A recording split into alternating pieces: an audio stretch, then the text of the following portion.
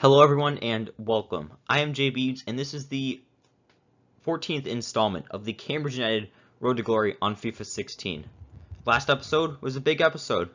Played our first games in the EuroLeague/Europa League. It's FIFA 16, it wasn't licensed then, so I'm calling it the EuroLeague. Deal with it. We did pretty well. We advanced through the group stages, and in this episode I will be covering the knockout stages as well as the rest of the season. So if that sounds like it's going to be a good time, stick around. Because it is. So, as usual, starting things off with the Youth Academy. I mean, we're just going to England for 6 months. We're just hoping to find, like a 70+ rated player that has potential to be special. Also going to France, get a little bit of French blood in there. It is also one of the more prominent ethnic countries represented in the Premier League, I believe. And also going to Poland just because why not? So, a little bit of transfer news. Leroy Boymans has been sold to Spurs for $350,000. Again, I don't know why all these big clubs want to buy these players that they're not even showing great potential, but it's always cool to do business with a big club. So, a little bit of a questionable decision. I've decided to loan out Kyle Palmer for 2 years. Backup goalkeeper, he's not playing at all right now. Laird's easily the #1 choice. He wanted out. I think it was only fair to him to let him go. He's going on to Atalanta for 2 years. Honestly, I'm thinking just in the future. I think not next season, but the season after that, probably be Champions League contenders. So probably by then he'll be back for the end of the season, and hopefully things can go perfect from there. So Fabian Gerzinger has been sold to Barnet for $450,000. Just a little youth player that never really played well. I've also decided to loan out Tafari Hogan to FC Barcelona. So Barcelona are loaning in our 63 rated wingers. I think that's pretty cool. I think we're a legit big team now. This also does show that this is, again, FIFA. I mean, how many players go out on loan to Barcelona and aren't going to be playing in every single game? Anthony Baume has been sold to Borussia Dortmund, adding to the list of big clubs we've done business with. So I've promoted Paweł Trojak, center forward from Poland. He's got good potential. It might be too little too late. So in the EuroLeague, our first tie is against Monaco. In the first leg, we won 2-0. And in the second leg, they won 1-0, but that does not matter because we will be going through on aggregate. We do have some bad news, though. This is only on February 24th, but Ryan Hope tore his quad. He's going to be out for 8 weeks, so we're not going to get him back till early May. I don't know when the lineups are. Well, when all the game lineups are. When the games happen in the calendar year. There we go. That's what I'm looking for. So I don't know how many games he's going to be missing, but really I don't know how many games he's going to be back healthy for. So that could be quite an issue because he is one of the key players at the club. Our next tie in the EuroLeague was against Benfica. We drew the first leg 1-1. And we drew the second leg 2-2. But we got 2 away goals, which means we will be advancing. So this is a first. One of our players got hurt on international duty. Brandon Magoa has hyperextended his knee. He's going to be out for 7 days. It's not really going to matter, but I just thought it was, this is the first time that something like this happened. So in the EuroLeague, our next tie is against Wolfsburg. First leg was a 2-2 draw. They did get 2 away goals. But we got 2 away goals as well in the second leg. But we won 2-0. So that means on 4-2 aggregate, we will be advancing to the semifinals. And in the semifinals, we have Roma. The first leg has ended in a 1-1 draw, but Zampano got a red. But Florenzi, for them, also got a red. So it'll be interesting to see how we do it with that. Hope is also back from injury. But I mean, this is a semifinal second leg. It's anybody's game at this point. We gotta play. Roma are playing a 4-3-3 false 9. I mean, El Shaarawy and Salah. This is 2022 now. They're both very old. Parati is got to be very old. Strootman has to be like 40 years old. Pereira's got to be pretty old. And Szczesny he's not that old. but I think this is a very winnable game for us. And we're going to be lining up in a 3-1-4-2, or 3-4-1-2, 3-4-2-1, there we go. Laird is going to be the keeper, Marshall, Mangoa, Johnson in the back line. Devlin and Murfin are the two center mids. Hope, Alves, outside mids. Lanzini, Smallwood are the two center forwards. And Ortez is the striker. Here are the highlights from a very interesting game. And here's the shot. The shot's hit the post. Just got to keep calm.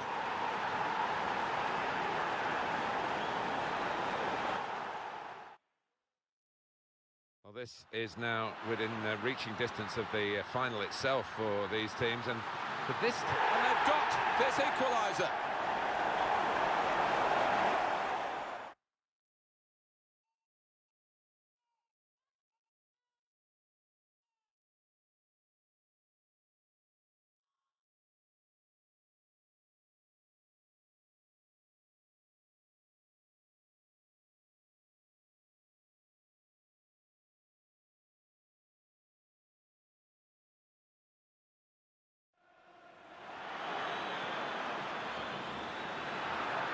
Last line of defence, but how strong he was.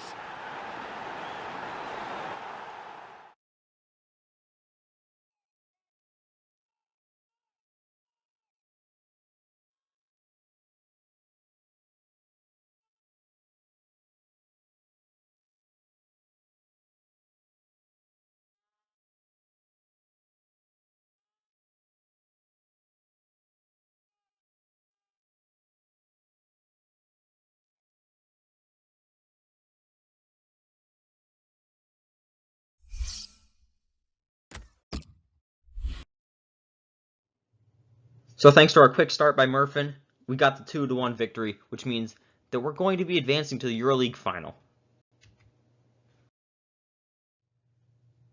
And it's time to do that, and we're at home, essentially. We're at the Etihad Stadium. It's in England against a German team. We pretty much have home field advantage. Mönchengladbach are playing a 3-4-1-2. They have Allison in goal. They have Torgan Hazard attacking mid. They got Schultz left mid. But Lars Stindl is one of their strikers. He's got to be 34 years old at this time. So I think we should not have to worry about him.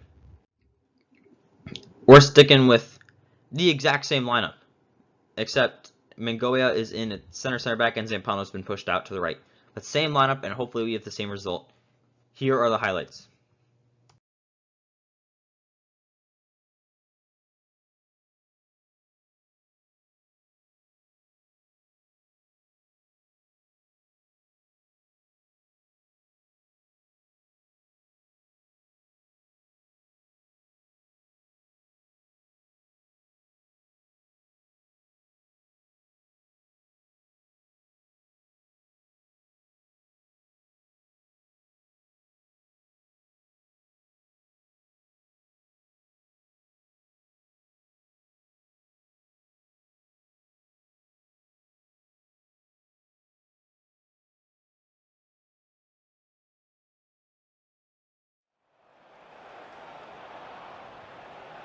He can hit it, he's got to score. It's a fantastic finale here, and that may well be the winning goal.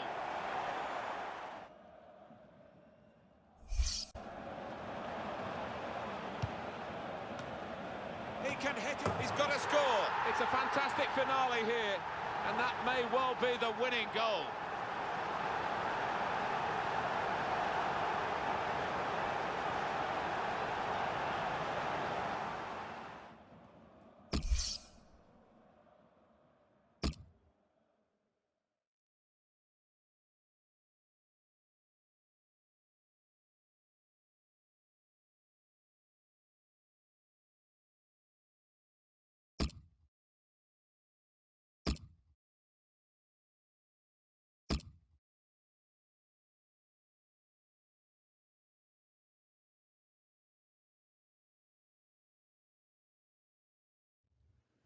So yeah, I included that little extra bit on that final goal in the 90th minute. I have no clue what was our player doing. Like I've watched it for 5 minutes straight now. I don't even remember what button I pushed, but regardless, I was sending it forward. So why did it get deflected back? Also, I mean, it couldn't have been a through ball, because if I was holding down triangle, then why did the keeper come out? You know? So it had to have been a clearance or a pass.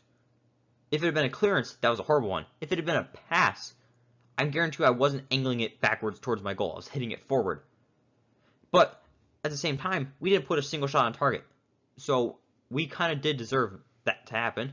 I was really just hoping on stretching it to extra time at that point. But I mean, that's a very disappointing way to lose to end the season.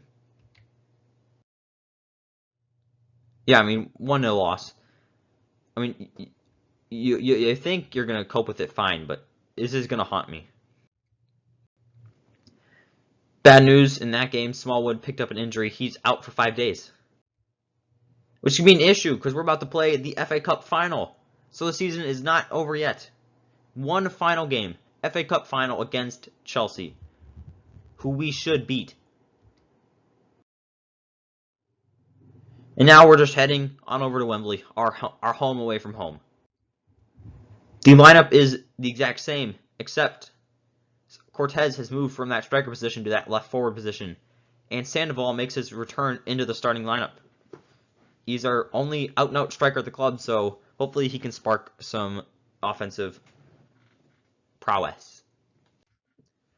Chelsea, they're playing their 4-2-3-1. I mean, this team's pretty good. I mean, they got Dybala, who I was actually looking to bring in to play like a attacking mid, center, or striker, a little bit of both. I mean, they got Hummels, Matic, Pedro, Willian. But hopefully, as in these highlights, we perform well. There's the ball in. And there's the goal!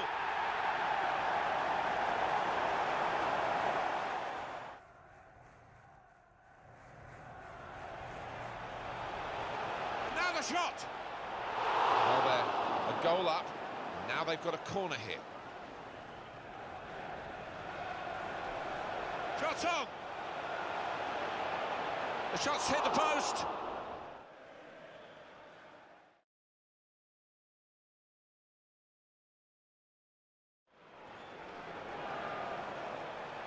Pedro! At full extension, the goalkeeper makes the save.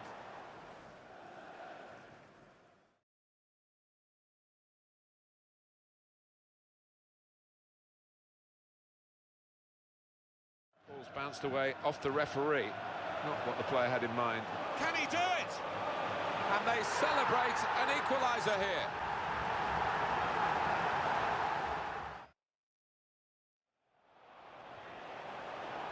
Here's a chance, and now the shot.